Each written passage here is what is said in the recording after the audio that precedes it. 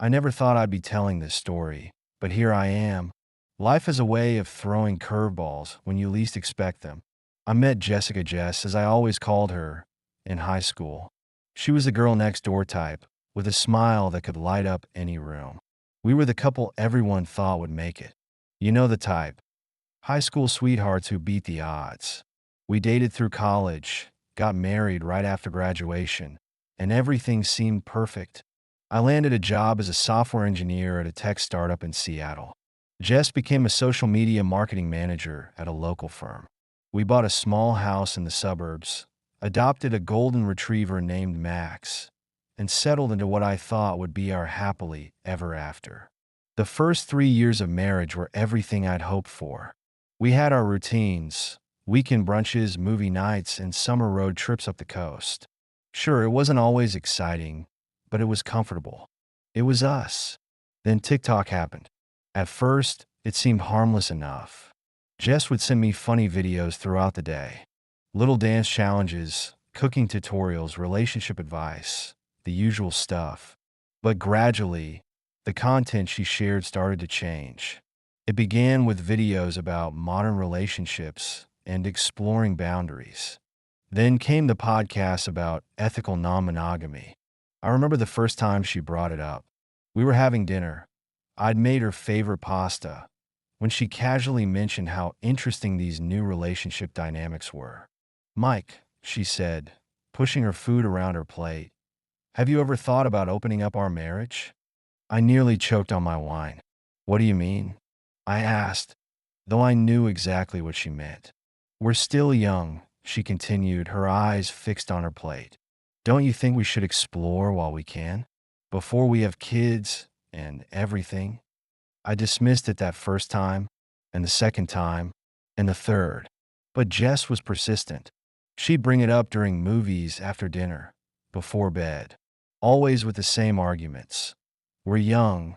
We should experiment. Everyone's doing it." Looking back, I should have seen the red flags. The way she'd light up talking about it. The increasing amount of time she spent on her phone. The subtle changes in how she dressed for work. But love makes you blind, doesn't it? After 3 months of constant discussion, I finally caved.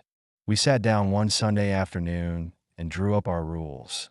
Rule number 1, no unprotected sex. Rule number 2, no bringing anyone to our home. Rule number 3, no overnight stays. Rule number 4, if anything sexual happened, we need a doctor's visit and 30 days of no physical contact between us. Rule number 5, no sharing explicit details. Simple enough, right? Jess started going out on Friday nights. It worked with my schedule since I usually had late shifts at the office. The first few months weren't terrible. Yes. He'd go on her dates, and I'd come home around 1 a.m. to find her either just getting in or already back. She'd tell me about the restaurant they went to or the movie they saw. Nothing sexual, following our rules. Then we'd spend the rest of the night together. I even tried dating myself. 3 dates, to be exact. The first was with a teacher named Sarah.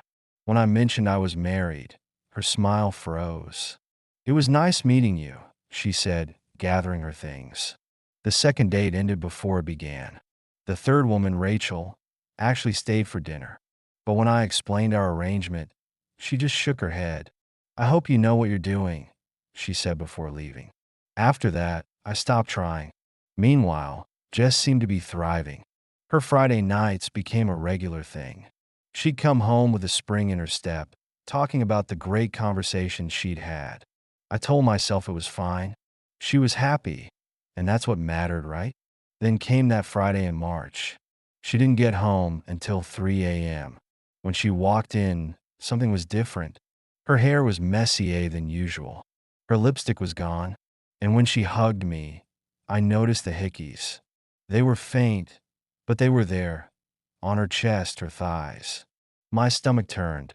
"I'm too sore and tired to do anything tonight," she joked, heading to the shower. I sat on our bed, feeling like someone had punched me in the gut. The next Monday, she tried to initiate intimacy. I reminded her of Rule 3, 30 days, and a doctor's visit. "Are you serious?" she asked, rolling her eyes. I looked her straight in the eye, dead serious. That's when things started to change. Every Friday night followed the same pattern. She'd go out with her friend. I started calling him the bad boy in my head. She'd come home late, sometimes with visible marks. Then she'd spend the week trying to get me to forget about Rule 3. I started feeling like a placeholder, the guy she came home to when the fun was over. I began working longer hours, started hitting the gym more often, lost 20 pounds, started running every morning. Jess barely noticed. She was too caught up in her new relationship energy, as she called it. When I tried to talk to her about taking a step back, she'd dismiss my concerns. "You're overreacting," she'd say. "It's just one night a week. Don't make such a big deal out of nothing." 5 months into this arrangement, I was running on empty. I'd given everything I could, sacrificed my peace of mind, my self-respect, my happiness, all so she could explore. Then came our 4th wedding anniversary. I took the day off work, cleaned the house from top to bottom, cooked her favorite meals, set the table with our wedding china. At 4 p.m., she came home, walked straight past the decorated dining room, jumped in the shower, got dressed up, and casually mentioned she was heading to a bar to watch a local band. She didn't even acknowledge our anniversary. I sat alone at our perfectly set table. The candles burned down to nothing. The food went cold, and something inside me died. When I woke up the next morning at 9 a.m., she still wasn't home. Rule number 2 broken. I sent her one text. "You've crossed the line by staying over. I'm done." By 11:30, she was calling, crying, explaining how she only meant to close her eyes for a second, how she accidentally fell asleep, how sorry she was, how it would never happen again. But I was beyond listening. The next day, she showed up at my office, created a scene in front of my coworkers, in front of my boss. I had to calm her down, promised we'd talk on Sunday. That night, she tried to initiate sex again. I reminded her of Rule 3. She broke down, saying she was done seeing him, that she wanted to close the marriage, that she wanted to fix things between us. Apparently, he'd made fun of her for freaking out over my text. She said she finally saw what a jerk he was. But it was too late. Way too late. I felt nothing when she touched me. Nothing when she cried. Nothing when she begged. To me, she wasn't my wife anymore. She wasn't even my friend. She was just someone who lived in my house. The 30 days passed. She went to the doctor, got tested, came back clean, and pregnant. She burst into our bedroom one morning, waving the test. "We're having a baby," she exclaimed. I just looked at her. "Well, I hope you and him are happy together." Her face crumpled in confusion. Then came the tears. She texted him about the pregnancy. His response? "Wow, that sucks for you. Maybe try to pass it off as your husband's." That's when I knew.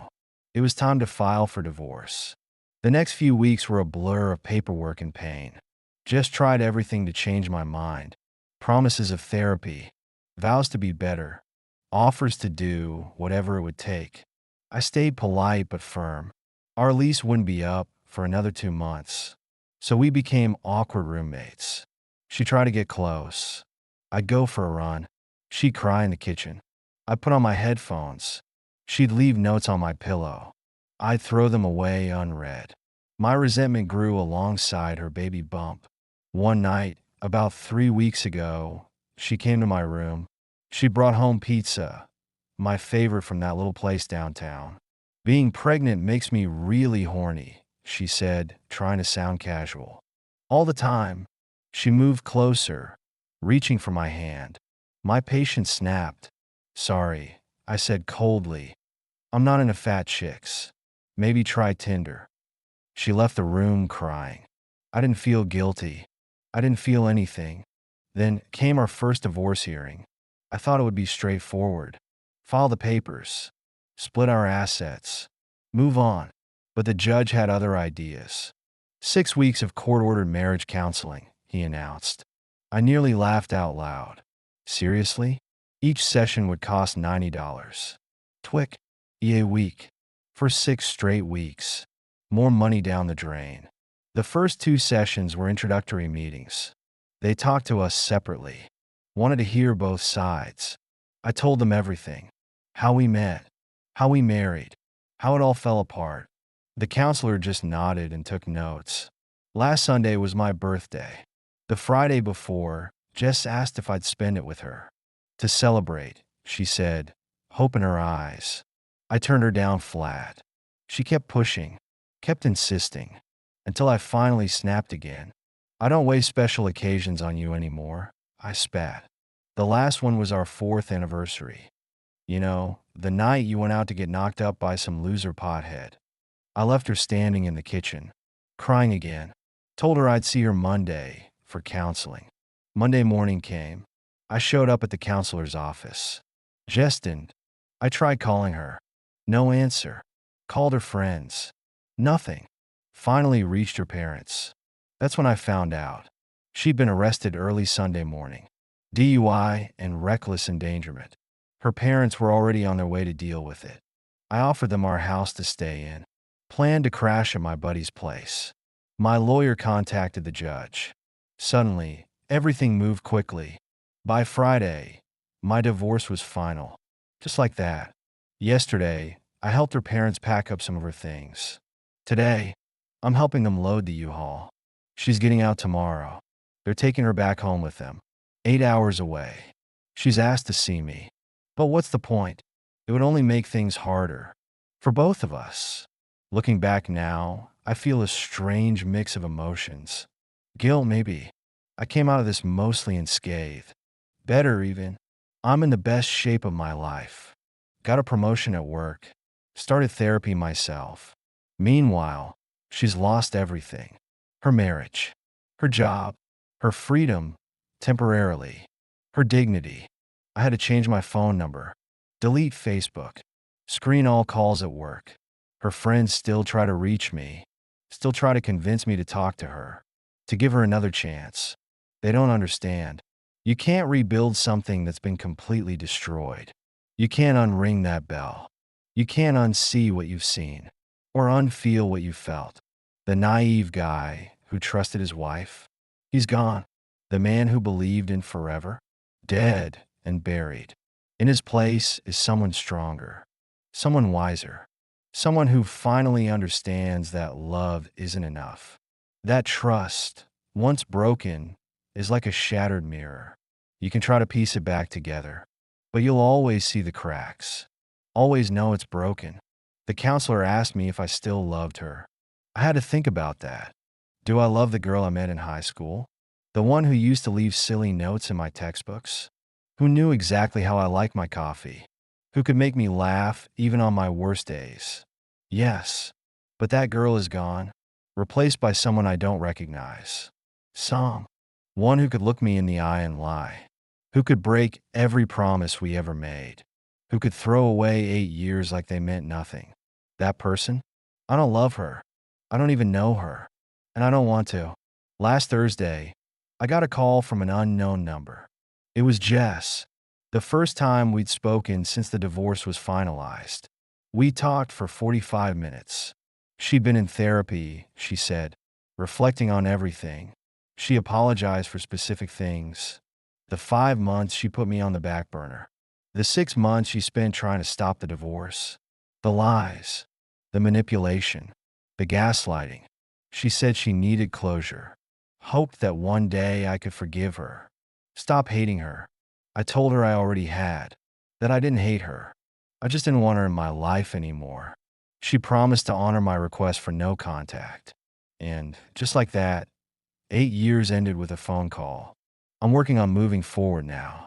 Started rebuilding relationships I neglected. Reconnected with my parents after 7 years of silence. Turns out they were right about a lot of things. About taking things slow. About really knowing someone before marriage. About trusting your gut when something feels wrong. The other night, I went out with some friends. Caught a show at our local venue. As we were leaving, I held the door for 2 women. They started yelling at me, called me a misogynistic pig. I let go of the door and walked away. But they followed me to my car, getting physical, screaming in my face. I'm 27 years old. Never experienced anything like that before. Since then, I've noticed more outright hostility, more random aggression, especially from women. It's like the world has shifted on its axis. Or maybe I'm just seeing it clearly for the first time. My therapist says I'm processing trauma, that my experience with Jess has colored how I see relationships, how I see women. She's probably right. But knowing that doesn't make it easier. Doesn't make the trust come back. I've started dating again. Nothing serious. Just coffee meetings. Casual conversations. I'm upfront about my past now. About my divorce. About my trust issues. Some women run. Others stay to listen. A few even share similar stories. Emma's different, though. She's the first person who made me laugh genuinely in months. A PhD student in psychology. She gets it. Doesn't push. Doesn't demand. Just lets me be. We meet for coffee every Wednesday. Talk about books. About her research. About anything except relationships. It's refreshing. Healing almost. Yesterday, she asked if I wanted to try dinner instead of coffee. I said yes, then spent 3 hours panicking about it. My therapist says that's normal, that healing isn't linear, that trust takes time to rebuild, that it's okay to be scared, to be cautious, to take things slow. So that's what I'm doing, taking it one day at a time, one coffee at a time, one conversation at a time. Sometimes I wonder about Jess, about the baby, about whether she's okay. Her parents send updates through mutual friends. She's doing better, they say. In therapy, staying sober, taking prenatal vitamins, working through her issues. Good for her. I mean that sincerely. I hope she finds whatever she was looking for. Hope she heals whatever was broken inside her. Hope she becomes a good mother. But I won't be there to see it. Can't be there to see it. My story with her is over. Bound. Shelved. It's time for a new chapter. A blank page. A fresh start. Emma texted this morning. Asked if I wanted to try that new coffee place downtown. I said yes. Didn't panic this time. Maybe that's progress. Maybe that's healing. Or maybe it's just time doing its thing. Smoothing rough edges. Filling empty spaces. Creating new possibilities. I don't know what the future holds. Don't know if I'll ever fully trust again. Ever love again. Ever believe in forever again. But I'm okay with that uncertainty. Okay with not knowing. Okay with just being. For now, that's enough. More than enough. It has to be. And